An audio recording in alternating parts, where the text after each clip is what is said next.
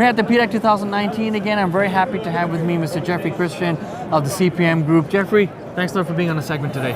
Always a pleasure. Okay, so let's talk gold. Okay, so what's interesting is I want to get your take on the sector in terms of Silver Eagle coins or bullion itself. But let's start off with what recently happened with the U.S. Mint. They recently sold out of the U.S. Eagle. Yeah, correct. The 29. Yes, the U.S. Silver Eagle coins. Was this an inventory blip, or was this something more than that? It was really. We don't see that. It was really an inventory blip. Got it. Okay. If you look at it, the coin sales, the Eagle sales, have been way off, 70-80% over the last 2 years. Right. And as a result, the Mint, which has to sort of try to guess how many coins people want, the Mint had scaled back its production of Silver Eagles in 2017, 2018 into 2019. And what you saw was throughout 2018, coin sales were very low, and then they popped up really sharply, I think 4 million ounces, if I remember correctly, in January, and they sold out. Okay. They have plenty of silver there in inventory. They have plenty of silver blanks. They just have to strike the coins. So what's the demand for silver coins, as well as gold, I guess, gold coins for this year from the US? Well, we saw very low levels for gold and silver last year. And, investor demand for physical gold last year was the lowest level since 2000. Interesting. Why is that? Because the stock market was doing well, the dollar was doing well, gold had done well in 2017, and you had a sell-off in the second half of the year. And you had a lot of investors just avoiding gold and silver. There are also a lot of people who I think are very disenchanted with the fact that the gold market and the silver price haven't risen. And they're kind of tired of hearing that the world's going to collapse and gold and silver are going to $5,000 and $10,000 each. Right. And so you saw investors back away. In January, they came back in spades. So looking at gold, we think about 13.8 million ounces of demand last year by investors, and about maybe 20 million ounces or 20 million ounces this year. So a big increase, not enough to really push the price up, but enough to support the price and start it moving higher. In silver, very similar situation, very low demand last year, strong January, and we think that the course of political and economic events this year probably will help boost investment demand and help at least stabilize the price of silver and possibly move it up 1750. So as long as volatility continues, there's going to be renewed interest in, or continued investor purchases in. There's so much uncertainty, politically, economically, financial markets, precious metals wise, stock markets, interest rate markets. Right. Yep. And typically, uncertainty causes some investors to move money into gold and silver. But given the price performance in second half of 2018, investors have backed away from now. And the uncertainty, the way some people describe it, the uncertainty has gotten so intense that a lot of people are dead in the water. And it's not just precious metals. If you look at a number of markets, you're finding investors back away at this point. If you look at the stock market last year, more stock was purchased in the U.S. by corporate buybacks than by investors. Investors are just so stunned by the enormous amount of uncertainty in the market, they just stood to the side. Yep. Well, as long as interest rates continue to rise, that will kind of discourage those corporate buybacks going forward, right? Exactly. Okay, well, let's talk about a different kind of purchaser, central banks. Let's talk about them, where you're seeing the central banks of Russia, China, Poland, Hungary, Turkey, and others that are increasing their reserves. Why now? Well, there are two reasons. First one is that, there are three reasons. Okay, Russia and Kazakhstan have their own reasons. Russia's kind of a pariah state. There's sanctions. Almost all of their foreign exchange earnings are in dollars.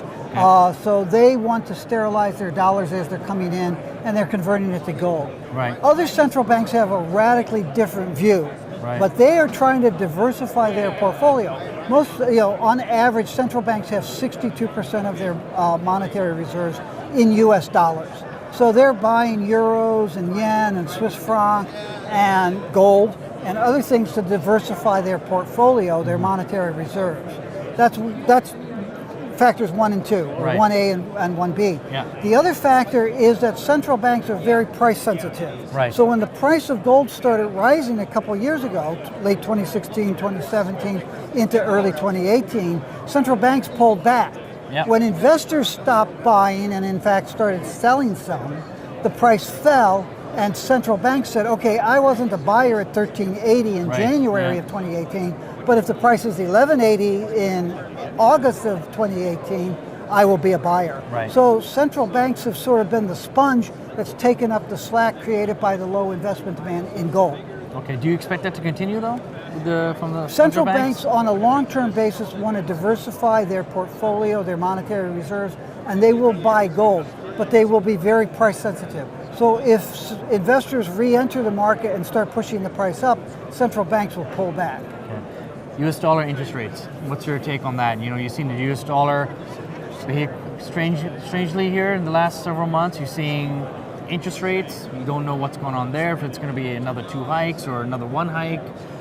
The data continues to go up and down with the US with jobs data. I mean, recently it was positive. You saw a big drop in gold on Friday. Where are we at with the interest rate hikes? Our view, it started with the economy. Yeah. And because that's what's driving interest rates and that's what's driving the pause.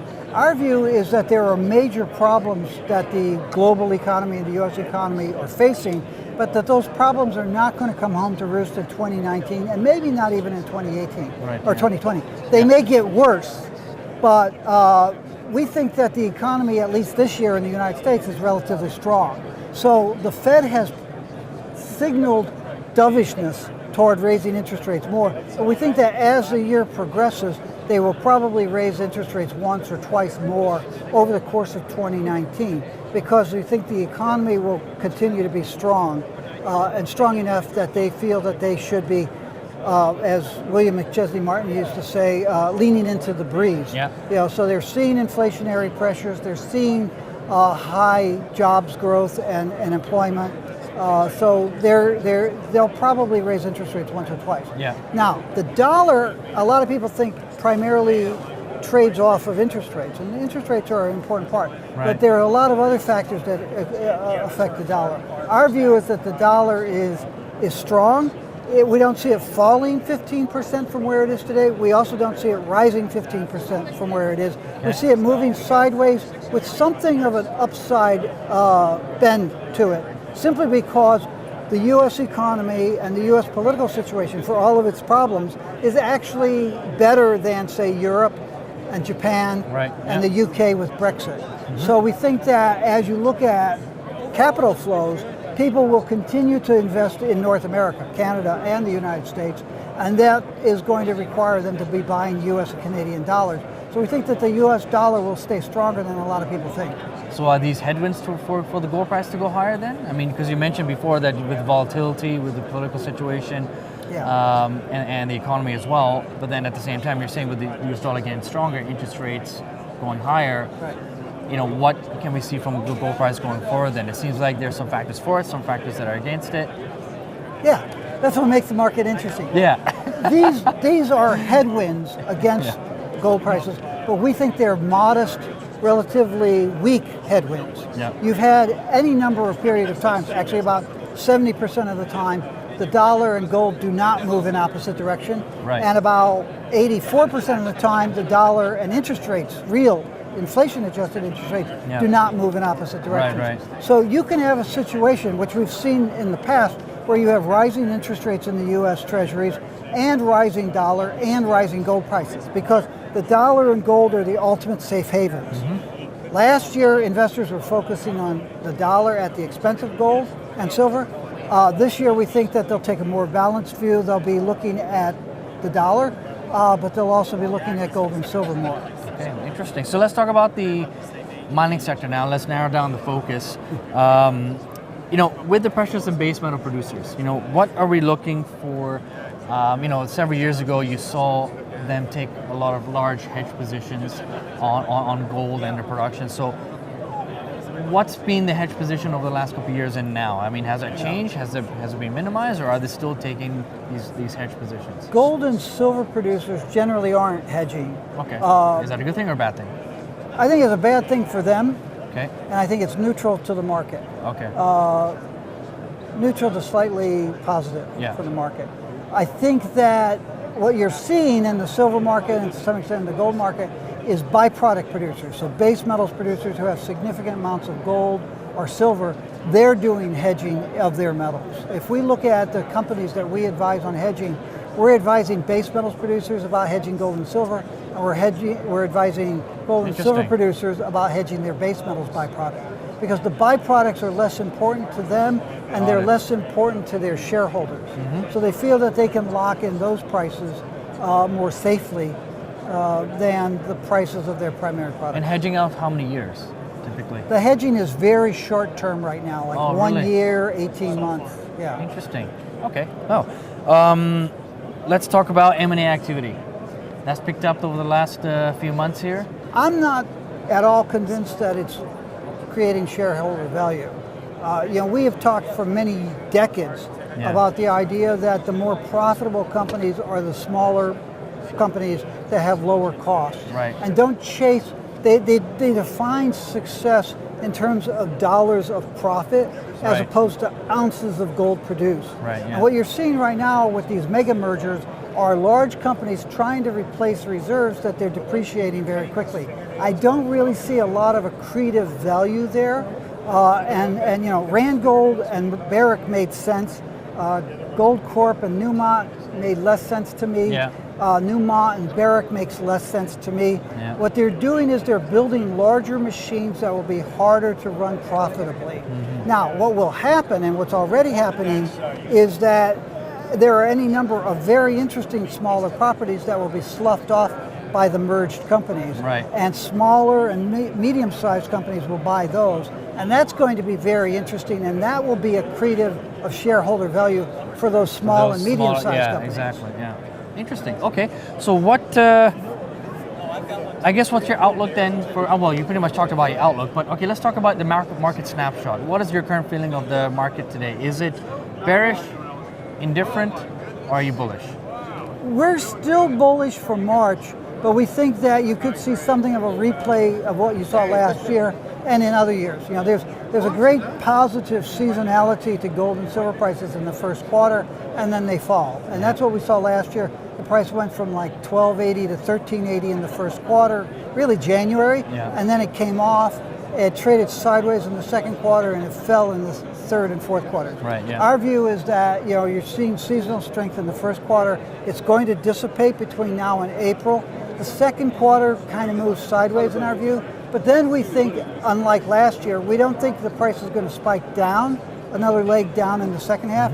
We think the price starts rising, partly because investors, we think, will be more concerned about the economy, they'll be more concerned about interest rates, they'll be more concerned about the financial market stability and political situations. Yeah. After the second quarter, well, after the first quarter, you're going to have some increased clarity in the fuzziness surrounding Brexit, which is a real muck-up. Yeah. And you're probably starting in the second quarter to see more clarity about the U.S. political situation in a way that's not particularly good for the U.S., but maybe good for everybody else. So we're thinking that you'll see an investor thaw in the second half and that the prices will start rising modestly. Now, that said, that's sort of what we expected in the second half of last year, and it didn't happen. Okay, perfect. Well, thank you so much, Jeffrey, for your in-depth analysis. If you want to find out more about the reports that they do distribute at the CPM Group, visit cpmgroup.com. What was the latest report that you released recently, and what reports can our audience look forward to? Well, we have a monthly precious metals advisory and a monthly base metals advisory. We'll be coming out with our annual gold yearbook at the end of March. Okay, so look out for and that's like a $160 book, available as an ebook. We'll come out with our silver yearbook at the end of April, and then our platinum group yearbook in the end of June. Okay. And then we're there to talk to companies and investors. And we've created a new product called Trade Recommendations, which are shorter term spot futures, forwards, and options trade recommendations, similar to what we've provided for 33 years to our large institutional investors and family offices, but now we're making it available at a lower cost to other people. Interesting. Okay, well, if you want to find out more information, we'll put it in the description below, and you can contact Jeffrey directly. You can ask him some further questions or his sales team. And thank you so much, Jeffrey. It's always a pleasure. Appreciate it. Thank you.